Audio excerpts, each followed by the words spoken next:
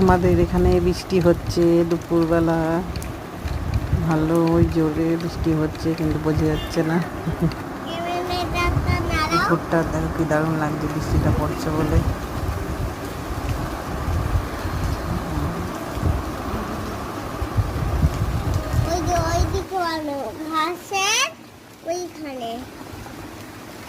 ঘাসের এখানে বৃষ্টি পড়ছে, ঘাসের এখানে বানাও।